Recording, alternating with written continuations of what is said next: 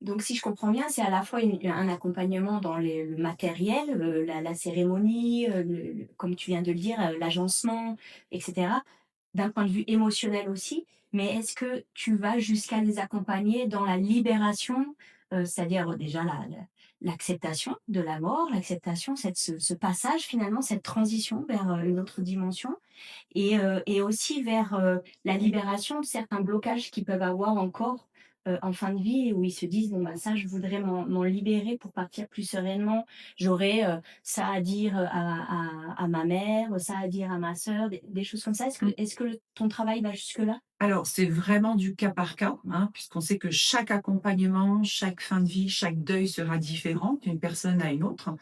Donc, il faut vraiment, d'abord, être à l'écoute, hein, vraiment du patient, des membres de la famille, voir ce qu'ils ont compris, où est-ce qu'ils en sont finalement. Bien sûr. Hem Et après, oui, bah, oui, bien sûr, on peut, hem alors, en fait, je vais toujours revenir au point le crucial pour moi, c'est la préparation en amont, Mmh. vraiment. Alors là, je vais peut-être revenir plus sur mon travail, d'infirmière parce que finalement, j'ai aussi fait l'accompagnatrice de fin de vie, la tabadoula chez mes patients, hein, bien sûr, que j'accompagne, au quotidien, en tant qu'infirmière libérale et finalement, plus je peux, discuter avec le patient, avec les familles, en amont, voilà, lever les tabous et vraiment parler librement de la fin de vie, de la mort et cetera.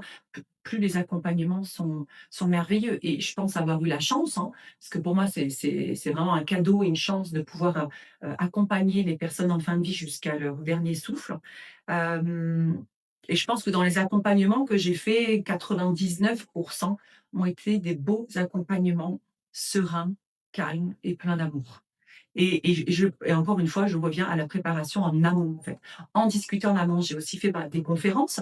Ça, je pense que c'est important de pouvoir, lire justement, venir à des cafés mortels, à des groupes de parole, hem et alors il y a certaines personnes, on va les entendre, dire: «Bah, de toute façon, moi, ça ne me concerne pas, j'ai 40 ans, je suis en bonne santé, tout va bien». Mais justement, c'est là que ça te concerne, en fait, parce que tu es encore jeune, tu es encore en bonne santé, donc c'est le moment d'y penser et puis demain, on ne sait jamais ce qui va se passer, en fait, donc demain, peut-être qu'il y aura pas de demain, donc justement, c'est se préparer et j'ai aussi vu beaucoup certaines familles où, le patient n'est plus capable de s'exprimer, il est dans un lit, à domicile ou à l'hôpital et puis on a les familles à côté, il y a un choix à prendre. Par exemple, est-ce qu'on va continuer quand même, d'alimenter la personne par sonde ou faire telle ou telle opération? On est encore à ce niveau-là et et on se pose la question, quelque part, l'utilité de ces soins-là et les familles sont démunies parce Mmh. qu'en fait, elles en ont jamais parlé en amont avec le patient.